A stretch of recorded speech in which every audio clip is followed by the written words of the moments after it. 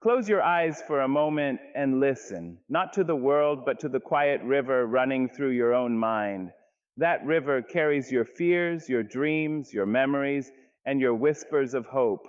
Today, I invite you to take hold of that river, to learn its currents, and to steer it where you wish. For the mind, my friends, is not a prison. It is a garden, waiting for the seeds you choose to plant. And when you learn to plant with intention, to water with patience, and to prune with courage, there is nothing in this life you cannot cultivate. Not a garden that grows on its own, but one that responds to the love and care you give it. Each thought is a seed, and every day you decide whether to water it or leave it to wither. Some seeds are tiny, almost invisible, a kind word spoken to yourself, a flicker of hope in a dark hour. Others are bold and bright, like ambitions that light your soul with purpose.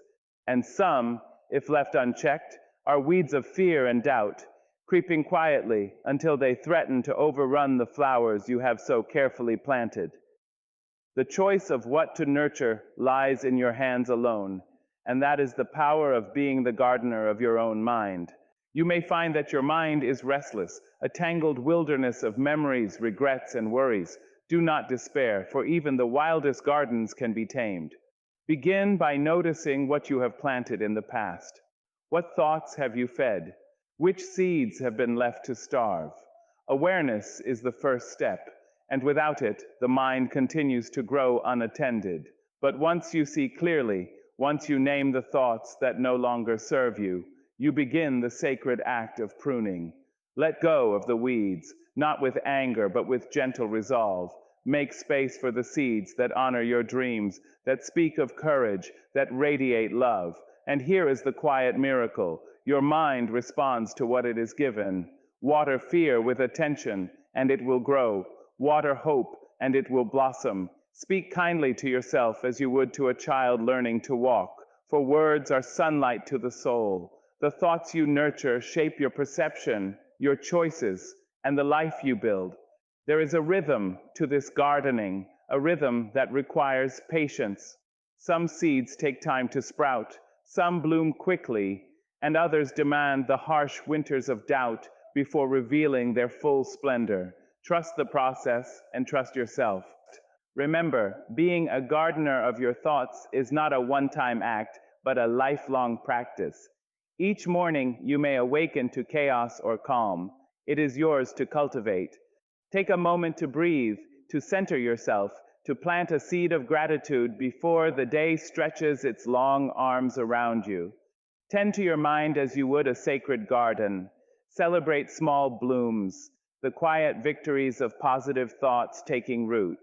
Every moment you reclaim from fear, every joy you nurture in silence, strengthens the soil for a life lived fully, a mind steered by intention rather than by circumstance. So step into your garden with courage. Choose carefully what you plant, tend diligently what you nurture, and prune lovingly what no longer serves your highest self. In time, you will see that the garden of your mind is a reflection of your soul. It can grow wild and free, beautiful and abundant, a sanctuary of hope that sustains you through any storm. And when you stand among the blooms you have cultivated, you will understand this truth. The mind is not something to be controlled with force, but something to be tended with love. There is a voice inside each of us that speaks before we have a chance to respond, a voice that questions our worth, doubts our strength, and whispers that we are not enough.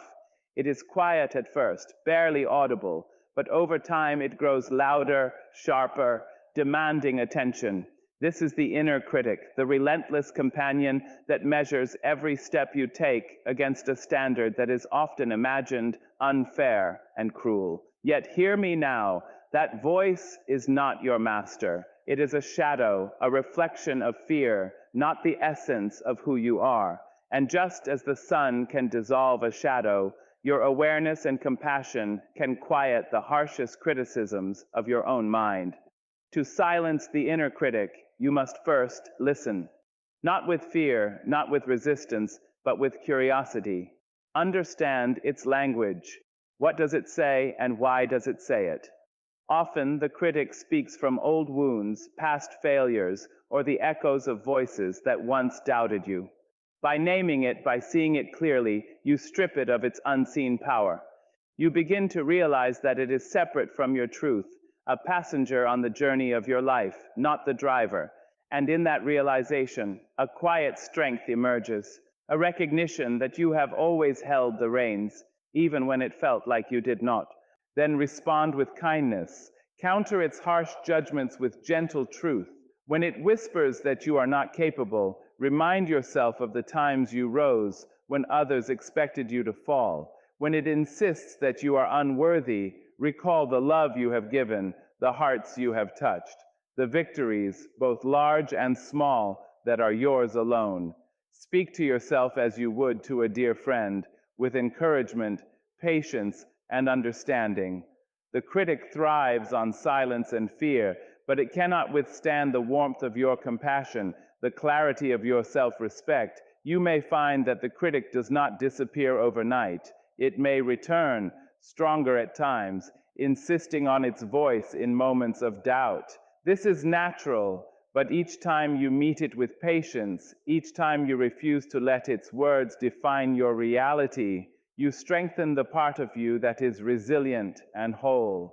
The mind, when treated with such care, begins to shift. Criticism is replaced with self-awareness. Doubt is softened into discernment, and fear becomes a teacher rather than a jailer. Your thoughts no longer control you. You choose which to follow, which to question, and which to release. In the end, silencing the inner critic is not about suppression, but about mastery. It is about claiming your space in the world, honoring your worth, and speaking your truth without hesitation.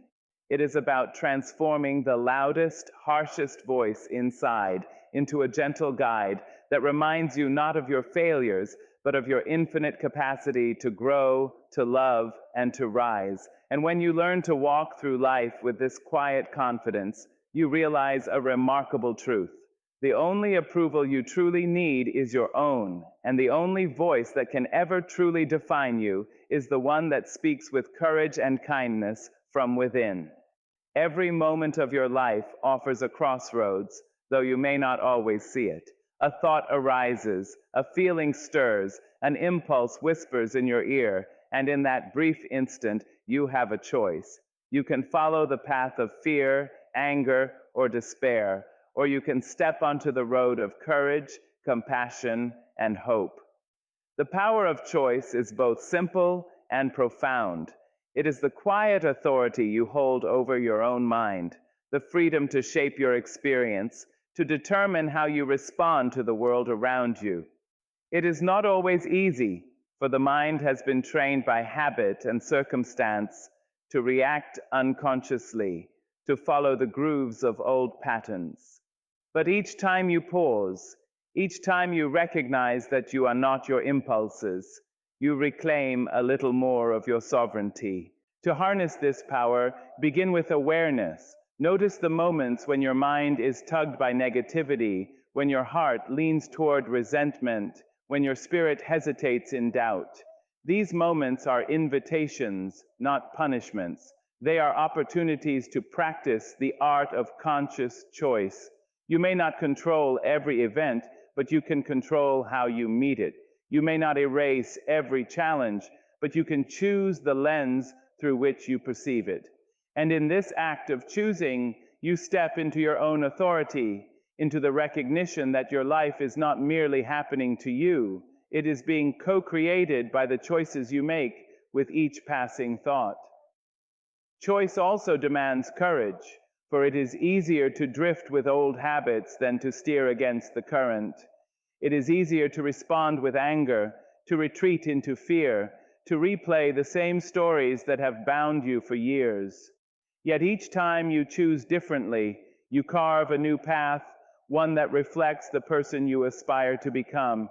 Each choice is a declaration that you will not be imprisoned by circumstance, that you will not surrender to the dictates of habit, that you honor the voice within that knows what is true and right. even in the smallest decisions. A word spoken, a moment of patience, a refusal to engage in bitterness. You exercise this power and plant seeds that grow into lasting change. And here is the quiet magic of it. Choice begets freedom. The more you practice choosing consciously, the more the mind bends toward clarity. You begin to notice the subtle patterns that once dictated your life. You see that anger loses its grip when met with understanding, that fear diminishes when met with curiosity, that despair fades when met with hope. Each step, each decision builds strength, resilience, and grace. You learn that your mind is not a battlefield in which forces beyond your control wage war against you. It is a canvas, and your choices are the brushstrokes that paint the story of your life. So, do not wait for circumstances to change or for permission to be granted. Begin now. In the quiet moments, in the loud moments, in every heartbeat and every breath, remember that you always have a choice. Choose the thoughts that lift you, the actions that honor you, and the vision that inspires you. In that choice, you discover your freedom, your power, and your dignity. And when you walk through life guided by conscious choice, you realize that the mind is not something to be tamed with force, but something to be led with wisdom, courage, and love. There is a quiet power that comes when you simply watch, not to judge, not to criticize, not to push or pull, but to witness the mind as it is. Awareness is the doorway to freedom. For the moment you observe a thought, it no longer has the power to control you. It becomes something external, something you can examine, understand, and choose to release or nurture. Many of us live in a fog, moving through life on autopilot, believing that our reactions are dictated by circumstances, by other people, by forces beyond our control. But the truth is that the mind is like a river, and awareness is the hand that guides the current. Once you are awake to your thoughts, you are no longer swept away. You are the one steering your own course. To cultivate this awareness, begin with stillness. Sit quietly and breathe, noticing the rise and fall of each inhale and exhale. Observe the thoughts as they drift through your consciousness, like clouds passing across a vast sky. Some may be dark and heavy, carrying fear, regret, or anger. Some may be light and fleeting, carrying hope, joy, or curiosity. Let them pass without clinging, without pushing, without judgment. Simply see them. In this act of observation, something miraculous happens. The mind begins to loosen its grip on old patterns, old stories, and old limitations. You realize that thoughts are not commands. They are visitors, and you have the choice to entertain them or to let them go. Awareness also allows you to recognize the subtle ways the mind deceives you. It whispers lies about your worth, exaggerates failures, and magnifies fear. But when you watch with clarity, these illusions lose their authority. You see the patterns that repeat, the triggers that ignite anxiety or anger, and the habitual reactions that no longer serve you. And in that seeing, liberation begins. For liberation is not about escaping the mind, but understanding it, meeting it with honesty, and guiding it with gentle intention. The moment you can pause and observe, you create space for choice, for discernment, for a life that is not dictated by reflex, but guided by conscious purpose. This practice does not happen all at once. It grows slowly, quietly, like roots sinking deep into the earth. Some days, your attention may wander, your thoughts may run wild, and the old chaos may resurface. That is natural. Each time you return to observation, each time you breathe and watch without judgment, you strengthen your inner freedom. The mind learns that it is seen, that it is acknowledged, and that it does not need to command every movement of your spirit. Awareness transforms the ordinary moments of life into sacred opportunities to practice presence, patience, and clarity. And so remember this: liberation is not found in escaping the mind or silencing it by force. It is found in the simple, powerful act of witnessing, watching the thoughts, naming them, and letting them flow without resistance. In that quiet seeing, you reclaim your life, your choices, and your power. You discover that the mind, when met with awareness, becomes a partner rather than a prison, a guide rather than a jailer, and a source of insight rather than confusion. Freedom, in its deepest sense, begins within the luminous field of your own conscious awareness. Fear is a quiet thief that creeps into the corners of our minds, whispering lies, tightening its grip, and convincing us that the unknown is dangerous, that the untried is forbidden, that the unfamiliar is to be avoided at all costs. It convinces us to shrink, to stay small, to settle for safety over possibility. But there is another way, a path that transforms fear into something alive, something expansive, something that carries you forward instead of holding you back. That path is curiosity. Curiosity is the gentle spark that asks questions, that leans into the unknown with courage, that invites wonder where fear would impose walls. When you choose curiosity over fear, the world expands, the mind awakens, and life becomes an adventure rather than a prison. To embrace curiosity, begin by noticing when fear rises. It may show up as hesitation, as anxiety, as the silent voice that urges you to step back. Do not fight it harshly. Do not silence it with anger or shame. Instead, observe it. Ask it, what are you trying to protect me from? What story are you telling me that may not be true? And then gently turn your attention to curiosity. What might I learn if I step forward? What might I discover if I explore? What beauty, what knowledge, what strength awaits me if I refuse to let fear dictate my steps? Curiosity does not deny fear. It acknowledges it, but refuses to be bound by it. Curiosity also changes the way you experience challenges. Instead of asking, will I fail? You begin to ask, what can I learn? Instead of shrinking from discomfort, you begin to ask, what is waiting for me on the other side? Fear narrows your vision, keeping you focused on danger, on loss, on what could go wrong. Curiosity opens your eyes to possibilities, to questions, to paths that are hidden until you seek them. Each time you choose curiosity, you expand the horizon of your life, stretching the limits of what you believe is possible, and inviting adventure into spaces that fear would have sealed shut. This practice does not mean that fear disappears entirely. Fear will still knock at your door, whispering doubts and worries. But each time you respond with curiosity instead of retreat, you grow stronger.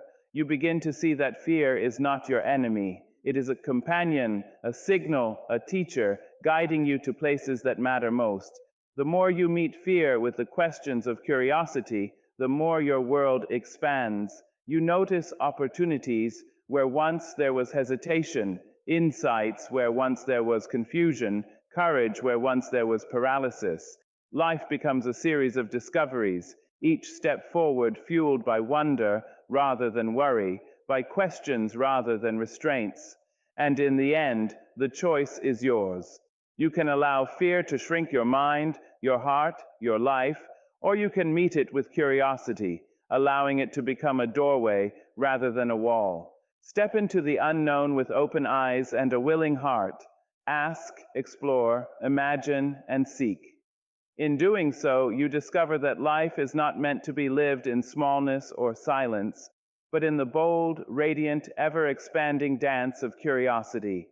Fear may visit, but it no longer rules. Curiosity becomes your compass, your guide, your liberation, and your greatest adventure. The words you speak to yourself are more than sounds. They are seeds that take root in the fertile soil of your mind. They shape your perception, your confidence, your courage, and even the way the world responds to you. Too often, we speak to ourselves with harshness, criticism, and doubt, forgetting that the voice we hear most is our own. Every judgment, every whisper of "I can't," every reminder of our shortcomings becomes a shadow, dimming the light that is already within us. But imagine, for a moment, If the words you chose to speak to yourself were gentle, nurturing, and full of love, imagine that you treated your own mind as you would a cherished friend, with patience, encouragement, and unwavering faith. The transformation that follows is nothing short of miraculous. To begin, notice the language you carry in your own thoughts. Listen to the ways your mind judges, corrects, or doubts you. Without shame or anger, simply observe. Awareness is the first step, for you cannot change the voice you do not hear. Then, intentionally choose words that lift, affirm, and guide you. Speak of your strengths, your resilience, your capacity to grow. Say to yourself, I am enough, I am capable, I am deserving of joy and love. Repeat these words not as empty phrases, but as truths you intend to live. Your mind begins to respond, not with instant transformation, but with subtle shifts, small glimmers of belief where doubt once lived. Affirmation is not about ignoring reality or pretending challenges do not exist. It is about aligning your inner dialogue with hope and possibility rather than fear and limitation. When setbacks occur, when mistakes are made, speak to your mind with compassion. Remind yourself that growth often hides in struggle, that lessons are found in failure, and that resilience is forged in the fires of difficulty. Your words become a compass, guiding your thoughts toward solutions, toward courage, toward the life you wish to cultivate. They have the power to calm anxiety, strengthen resolve, and expand the horizons of what you believe is possible. The practice of affirmation also deepens your relationship with yourself. Just as you would encourage a beloved friend to rise above doubt, to embrace their gifts, and to honor their journey, so too must you nurture your own mind. Speak to it daily with kindness, acknowledging achievements large and small, recognizing efforts even when the outcome is uncertain, and celebrating every victory, no matter how quiet. Over time, your mind becomes a sanctuary rather than a battlefield, a place where love and encouragement replace criticism and fear.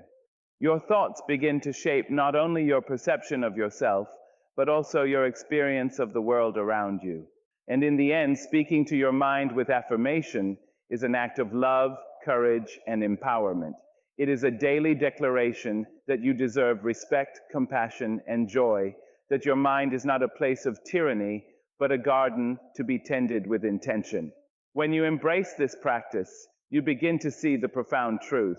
The words you choose are not merely reflections of reality, they are architects of it. Your mind becomes a partner, a guide, and a source of strength. And every affirmation spoken with care and belief plants the seeds of a life lived fully, boldly, and beautifully. The mind has a curious way of drifting. It wanders into the past, replaying moments we wish we could change, reliving regrets that weigh heavy on our hearts. It leaps into the future, imagining fears that may never come, building castles of worry on foundations of uncertainty. And while it travels these paths, it often forgets the one place where life truly unfolds, the present moment. Now is your home. Now is where your breath fills your lungs, where your heart beats, where the quiet miracles of life appear, if only you notice them. To anchor in the present is to return home, to settle into the richness of this moment, and to discover the strength, peace, and clarity that have always been within you. Begin by observing your surroundings. Feel the texture of the chair beneath you, the rhythm of your breathing, the subtle rise and fall of your chest. Notice the sounds, the colors, the scents, the sensations that often go unnoticed because your mind is elsewhere. There is a profound power in attending fully to the now, in letting go of the stories that pull you backward or forward. When you anchor in the present, you allow yourself to experience life as it is, not as it was or as it might be. You open your eyes to the beauty of simple things, the sunlight spilling across a floor, the warmth of a hand held in yours, the quiet laughter of a moment shared. These are the treasures of life, always waiting for you, always present, but often missed when your mind is lost in time. Anchoring in the present also transforms the way you approach challenges. The past cannot be changed, and the future is unknown, but this moment offers choices, action, and clarity. When difficulty arises, grounding yourself in the now allows you to respond with wisdom instead of reaction. You see the truth of the situation, hear the whispers of your intuition, and find the courage to act with purpose. Anxiety fades when attention rests on what can be done, not on what might have been or what might come. The present is a canvas, and your awareness of it is the brushstroke that creates meaning, possibility, and change. This practice requires patience, for the mind resists stillness. Thoughts will wander, old habits of regret and worry will pull at you like invisible tides. When this happens, do not scold yourself. Gently return to your breath, to your senses, to the simple awareness of now. With each return, the anchor grows stronger, the mind steadies, and life becomes richer. You begin to notice that happiness is not a distant destination, but a companion in each ordinary, miraculous moment. Peace is not a future reward, but a gift waiting to be unwrapped in the present. And so, let your mind find home in now. Step fully into the moment, breathe deeply, and feel the pulse of life that exists here, always, beneath the noise of past and future. Anchor yourself in the present, and you discover a freedom unlike any other, the freedom to live fully, to love deeply, and to move through life with clarity, gratitude, and grace. In the embrace of now, the mind becomes still, the heart opens, and the soul remembers that this moment, just as it is exactly where it belongs. Discipline is often mistaken for strictness or punishment, but true discipline is something far deeper, far more tender. It is an act of love, a commitment to yourself that honors your highest potential. To guide your mind with discipline is not to chain it or to scold it harshly, but to care for it with attention, patience, and respect. Just as a gardener prunes a tree to help it grow strong and bear fruit, so too does discipline help your mind flourish. It creates the structure within which creativity, clarity, and courage can bloom, and it teaches you that freedom is not the absence of boundaries, but the wisdom to set them for your own well-being. To practice this kind of discipline, begin by noticing the habits of your mind.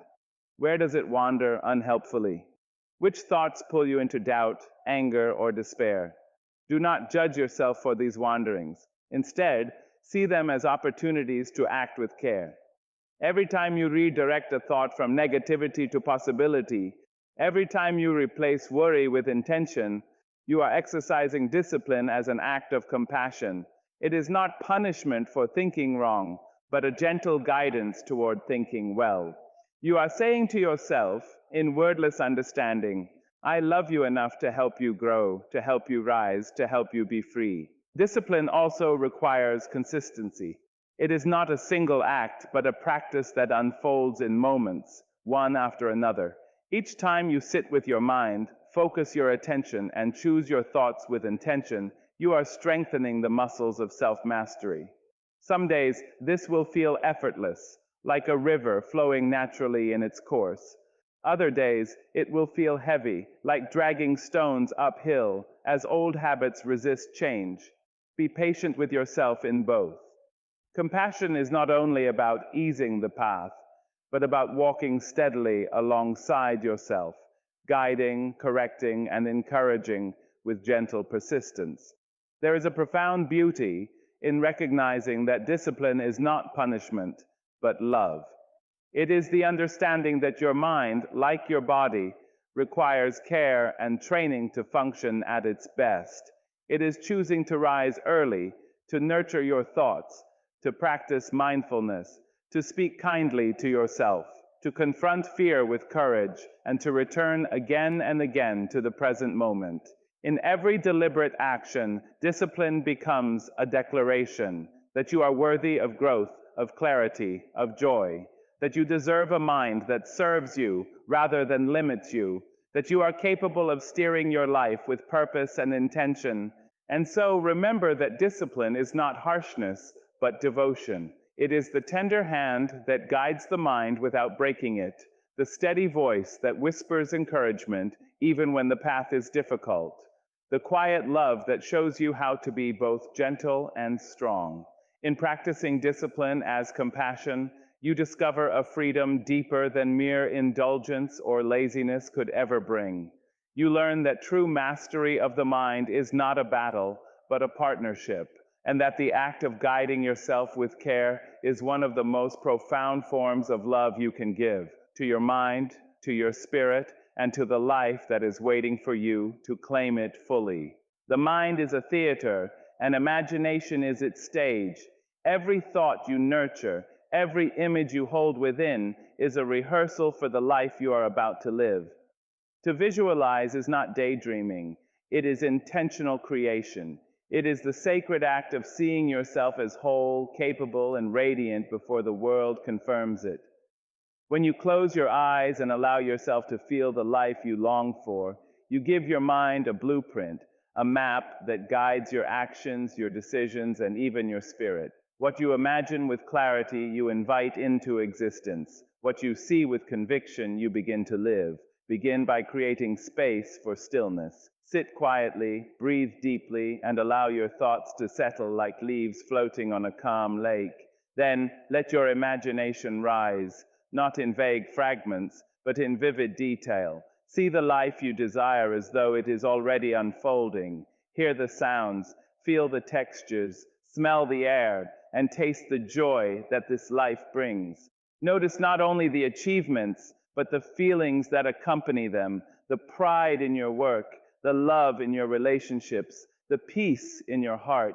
When you immerse yourself in this vision fully, you teach your mind that this reality is possible, and the energy of your intention begins to shape the world around you. Visualization is also a practice of faith. It requires belief in the unseen, courage to trust in possibilities that may seem distant, and patience to allow the seeds of imagination to grow. Often, the mind will resist, questioning, doubting, or filling the space with fear. Do not fight these intrusions with anger. Meet them with gentle persistence. Return to your vision again and again, painting it with the colors of hope and determination. In doing so, you strengthen not only your imagination, but also your conviction. You signal to yourself that the life you desire is worth the effort, worth the waiting, and worth the care you give to your own thoughts. This practice transforms more than the mind, it transforms your actions. As the vision becomes clearer, your decisions begin to align with it. You take steps that may have once seemed impossible, inspired by the life you have already seen. Challenges are no longer obstacles, but part of the rehearsal, scenes that prepare you for the reality you are creating. Every thought, every word, every gesture becomes intentional, directed toward bringing that imagined life into the tangible world. In this way, visualization is not passive, it is active creation, a dialogue between your inner world and the life that is waiting for you to claim it. And so make space for imagination, for vision, for the life you long to live. See it, feel it, believe in it, and allow it to guide your mind, your heart, and your actions. Understand that the power of your thoughts is immense, that the life you desire begins not with circumstance, but with the clarity of your vision. In the quiet, sacred moments when you allow yourself to visualize fully, you are planting the seeds of reality, nurturing them with belief, and preparing the soil for the life you are meant to live. Every vision, held with intention, is a step toward its manifestation, and every act of imagination is a rehearsal for the extraordinary life that is already waiting for you.